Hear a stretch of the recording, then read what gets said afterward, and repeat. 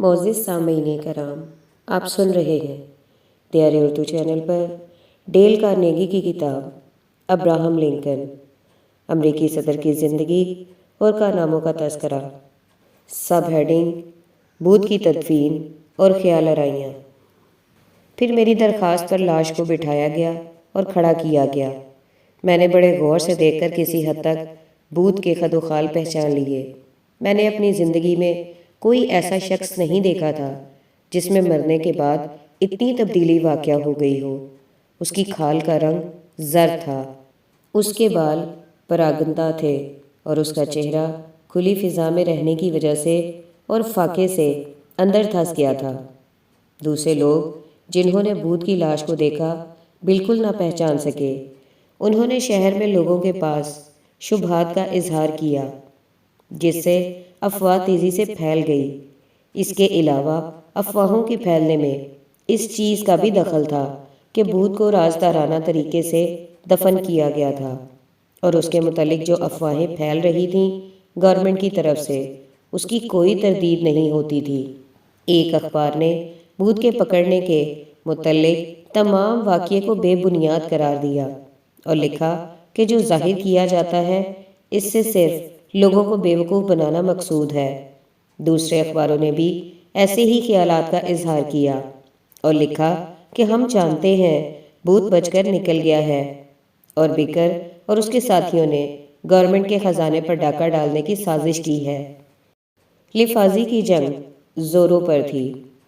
ان حالات میں ایسے بہت سے شاہدوں کا پیدا ہو جانا کوئی غیر معمولی چیز نہ تھی، جنہوں نے شہادت دی کہ انہوں نے بھوت سے ملاقات کی تھی اور گیریٹ کے گودام میں گولی چلانے کے بعد اس سے طویل ملاقات کی تھی، اور انہوں نے مختلف مقامات کے نام بھی بتا دیے جہاں اسے دیکھا گیا تھا۔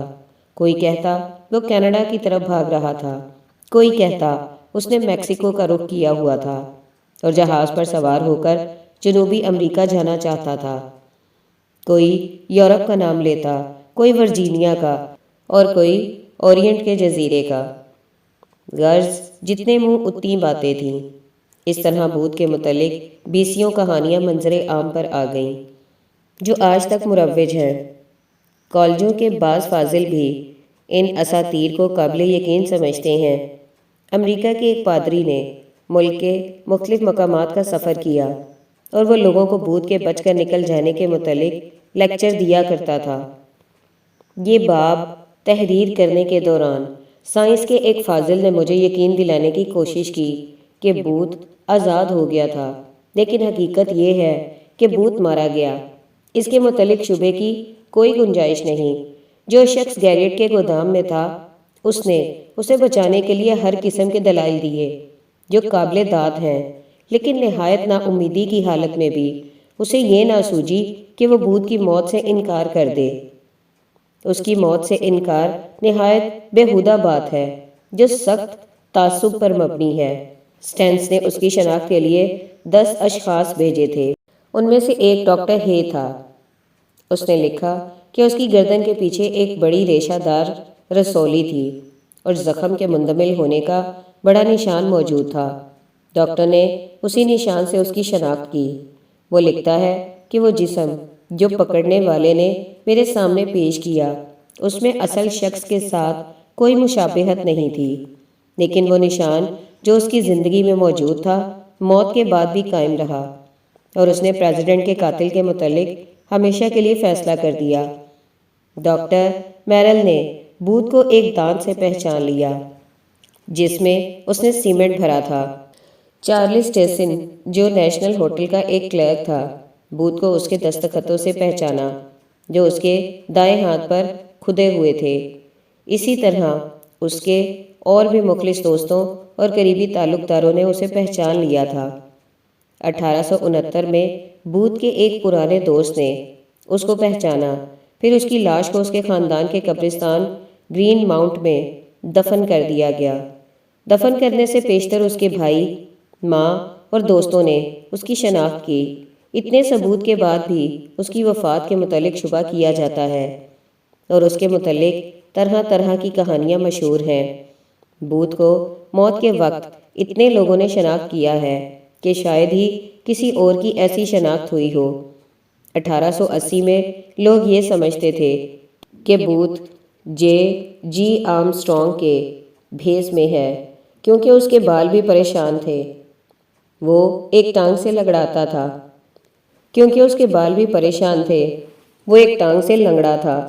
اور اس کی آنکھیں کوئلے کی طرح سیاہ تھی۔ وہ لمبے بال اس لیے رکھتا تھا تاکہ اپنی گردن کے زخم کے نشان کو چھپائے رکھے۔ تقریباً 20 افراد نے بوتھ ہونے کا دعویٰ کیا ہے۔ ان میں سے ایک نے 1872 میں یونیورسٹی آف ٹینیسی کے طلباء کے سامنے اپنے کرتب دکھائے۔ بعد میں ایک بیوہ سے شادی کر لی۔ اس سے اکتا کر ایک دن کہنے لگا کہ وہ تو بوتھ ہے، لنکن کا قاتل۔ وہ قسمت آزمانے نیو آرلینز چلا گیا اور بیگم بوتھ کو اس کے متعلق پھر کوئی خبر نہ مل سکی۔ اسی طرح ایک ہوٹل کے مالک نے، جو نشے میں مخمور رہتا تھا، گرین بری میں ایک وکیل کے سامنے اقرار کیا کہ وہ بوتھ ہے۔ اپنی گردن پر زخم کا نشان بھی دکھایا اور تفصیل کے ساتھ بتایا کہ وائس پریزیڈنٹ نے اسے لنکن کو قتل کرنے کی ترغیب دی تھی اور وعدہ کیا تھا کہ اگر پکڑے گئے تو وہ چھڑا لے گا۔ 25 سال گزر گئے ہیں۔ 13 جنوری 1903 کو عمارتوں کے ایک رنگ ساز نے گرینڈ ایونیو ہوٹل اوکلاہاما میں خودکشی کر لی اور مرنے سے پہلے اقرار کیا کہ وہ بوتھ ہے۔ اس نے بتایا کہ جب اس نے لنکن کو قتل کیا تو اس کے دوستوں نے اسے چھپا لیا تھا اور اسے ایک جہاز پر سوار کر دیا تھا جو یورپ جانے والا تھا۔ وہاں اس نے 10 سال کا عرصہ گزارا۔ یہ سن کر بیٹس وکیل وہاں پہنچا اور تحقیقات کے بعد یوں اظہار رائے کیا، مرنے والا گرینڈ بری ہوٹل کا مالک تھا اور وہ دمے کا مریض تھا۔ اس نے اپنی زندگی سے تنگ آ کر خودکشی کر لی تھی۔ بیٹس نے غسال سے لاش کے بال ایسے بنوائے تھے جیسے بوتھ بنایا کرتا تھا۔ اس پر کھڑے ہو کر ماتم کیا اور اسے حنوط کرایا۔ اس کے بعد وہ غسال اسے اپنے وطن میمفس لے گیا۔ 20 سال تک لاش کو اپنے استبل میں رکھا۔ اس کا مقصد صرف یہ تھا کہ اسے گورنمنٹ کے حوالے کر کے بوتھ کو پکڑنے کا انعام حاصل کرے گا۔ 1908 میں بیٹس نے ایک ضخیم کتاب لکھی جس کا نام جان ولکس بوتھ کا بچ نکلنا یا لنکن کے قتل کے متعلق پہلی دفعہ سچے واقعات کا بیان، جرم سے کئی سال بعد بوتھ کا اقبال تھا۔ اس نے اس کتاب کی 70,000 جلدیں فروخت کیں۔ اپنے حنوط کیے ہوئے بوتھ کو ہنری فورڈ کے پاس $1,000 کے عوض فروخت کر دیا۔ اس طرح اس نے جنوبی علاقے میں کافی ہیجان پیدا کر دیا۔ وہ مضافاتی تماشوں میں ہر ایک سے 10 سینٹ وصول کر کے نمائش کرتا رہا۔ اس وقت جشن اور تہواروں کے موقع پر 5 کھوپڑیوں کی نمائش کی جاتی ہے۔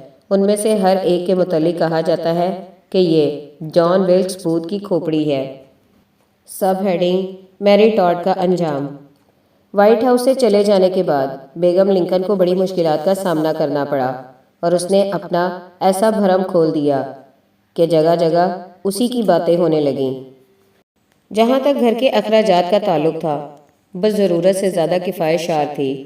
ملک کے پریزیڈنٹوں کا یہ رواج تھا کہ ہر موسم میں وہ سرکاری ضیافتوں کا اہتمام کرتے تھے، لیکن بیگم لنکن ان روایات کو ختم کرنے کے متعلق لنکن کو طرح طرح سے سمجھانے کی کوشش کرتی تھی۔ وہ کہا کرتی تھی، یہ جنگ کا زمانہ ہے، ضیافتیں بہت مہنگی پڑتی ہیں، استقبالیے کا انتظام کر لینا بہت بہتر ہے، کیونکہ اس میں زیادہ کفایت ملحوظ رکھی جا سکتی ہے۔ لنکن کو اسے بار بار یاد دلانا پڑتا تھا کہ انہیں کفایت کے علاوہ بھی کسی معاملے کے متعلق سوچنا چاہیے، لیکن جب ذاتی اشیاء خریدنے کا موقع آتا تو اس کا غرور آڑے آتا۔ لباس اور زیورات کے بارے میں وہ نہ صرف کفایت کرنا بھول جاتی تھی، بلکہ کسی بھی معقول وجہ کی پرواہ کیے بغیر بے تحاشا فضول خرچی کا مظاہرہ کرتی تھی۔ 1861 میں وہ پریری کے میدانوں سے یہ خمار دماغ میں لیے نکلی تھی کہ واشنگٹن کی سوسائٹی میں پریزیڈنٹ کی بیوی ہونے کی وجہ سے اس کی حیثیت چمکتے ہوئے ستارے کی ہوگی، لیکن اس نے شہر میں روسا کی سوسائٹی میں محسوس کیا کہ اسے ذلیل سمجھا جاتا ہے، گویا اسے برادری سے خارج کر دیا گیا ہے۔ ان کی نگاہ میں کینکی کی رہنے والی جنوبی علاقے کی کیسے وفادار ہو سکتی تھی؟ اس نے ایسے بے ڈول حبشی عاشق سے شادی کی ہوئی تھی جو مغربی ریاستوں کے خلاف برسرِ پیکار تھا۔ اس کے علاوہ اس میں کوئی پسندیدہ خوبیاں نہیں تھی۔ یہ امر تسلیم شدہ تھا کہ وہ ایک عامی، کمینی، حاسد اور غیر تہذیب یافتہ لڑکا عورت تھی۔ یہ امر تسلیم شدہ تھا کہ وہ ایک عامی، کمینی، حاسد اور غیر تہذیب یافتہ لڑاکا عورت تھی۔ خود اسے سوسائٹی میں کوئی مقبولیت حاصل نہیں تھی، اس لیے وہ دوسروں کی مقبولیت برداشت نہیں کر سکتی تھی۔ واشنگٹن کی سوسائٹی میں اسٹیفن اے ڈگلس کی بیوی ملکہ متصور ہوتی تھی۔ بیگم ڈگلس اور سالمن پی چیئر کی بیٹی کی مقبولیت نے اس کے دل میں آگ لگا رکھی تھی اور وہ دولت کے بلبوتے پر سوسائٹی میں کامیابی حاصل کرنا چاہتی تھی، اس لیے وہ لباس اور زیورات پر بے تحاشا خرچ کر رہی تھی۔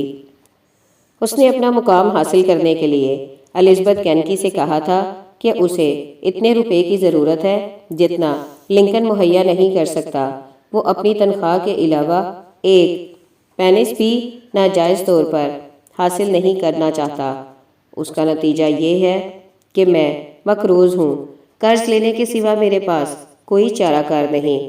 اس کا قرض $70,000 تک جا پہنچا، جبکہ پریزیڈنٹ کی سالانہ تنخواہ $35,000 تھی۔ ہم بآسانی سمجھ سکتے ہیں کہ $70,000 قرض کی رقم واقعی بہت زیادہ تھی۔ اگر وہ اپنی پوری تنخواہ قرض اتارنے کے لیے 2 سال تک ادا کر دیتا تو پھر بھی پورا قرض نہیں چکایا جا سکتا تھا۔ الزبتھ کینکی غیر معمولی طور پر ذہین تھی۔ الزبتھ کیکلی غیر معمولی طور پر ذہین تھی۔ وہ آزاد ہو کر واشنگٹن میں لباس تیار کرنے کی دکان چلانے آ گئی تھی۔ اسے تھوڑے ہی عرصے میں شہر کے روسا کی سرپرستی حاصل ہو گئی۔ 1861 سے 1865 تک وہ تقریباً روزانہ بیگم لنکن کے پاس وائٹ ہاؤس جاتی تھی، اس کا لباس تیار کرتی اور ذاتی ملازمہ کے طور پر خدمت سر انجام دیتی تھی۔ بالآخر وہ بیگم لنکن کی معتمد اور مشیر ہی نہیں بلکہ اس کی نہایت گہری سہیلی بن گئی۔ جس رات لنکن کی وفات ہوئی وہی ایک ذات شریف تھی جسے میری لنکن بار بار طلب کرتی تھی۔ خوش قسمتی سے بیگم کیکلی نے اپنے تجربات کے متعلق ایک کتاب تصنیف کی ہے اور یہ تاریخی لحاظ سے بہت اہمیت رکھتی ہے۔ نصف صدی تک یہ کتاب دوبارہ شائع نہ ہو سکی اور نایاب رہی، لیکن آج بھی خستہ حالت میں کسی نہ کسی کتب فروش سے $10 یا $20 میں مل سکتی ہے۔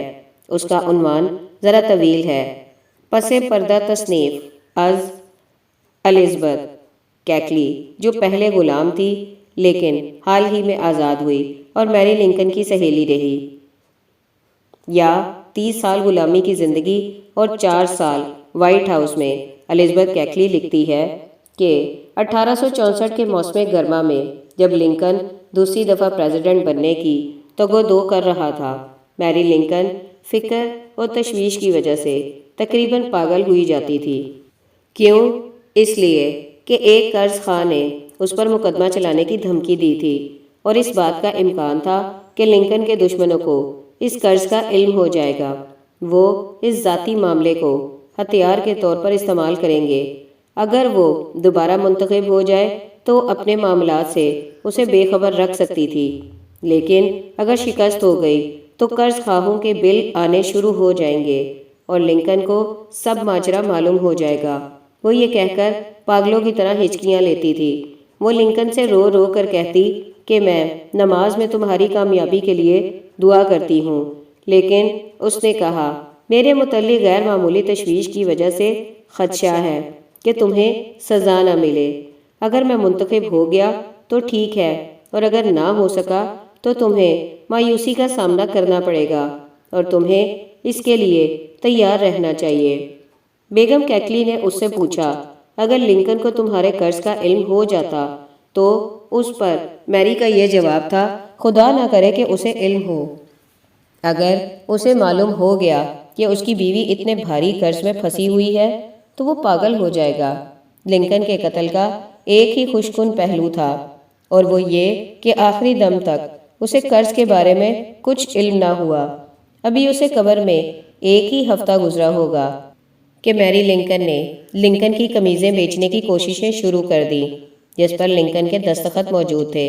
جب سٹیورٹ کو معلوم ہوا تو دل پر پتھر رکھ کر اس کے پاس گیا اور تمام قمیضیں خود خرید لایا۔ جب میری لنکن وائٹ ہاؤس سے نکلی تو اس کے ساتھ 20 ٹرنک اور سامان سے بھرے ہوئے 50 باکس تھے۔ اس وجہ سے لوگوں نے طرح طرح کی باتیں بنائیں۔ شہزادہ نیپولین کی خاطر مدارت میں گورنمنٹ کے خزانے پر بوجھ ڈالنے کی وجہ سے اس پر برسر عام اعتراض ہو رہے تھے۔ اس کے دشمن کہتے تھے کہ وہ وائٹ ہاؤس میں چند سوٹ کیس لے کر گئی تھی اور اب ٹرک بھر کر لے کر جا رہی ہے۔ ایسا کیوں ہے؟ کیا اس نے یہاں لوٹ مچا رکھی ہے؟ اور کیا وہ وائٹ ہاؤس کو بالکل خالی کر کے جا رہی ہے؟ 6 اکتوبر 1867 کو، یعنی واشنگٹن سے چلے جانے کے 2.5 سال کے بعد، ایک اخبار کلین لینڈ ہیرلڈ نے لکھا، ملک کو معلوم ہونا چاہیے کہ وائٹ ہاؤس کا نقصان پورا کرنے کے لیے $1,00,000 درکار ہیں۔ اس بات کا ثبوت باہم پہنچانا چاہیے کہ یہ لوٹ کس نے مچائی۔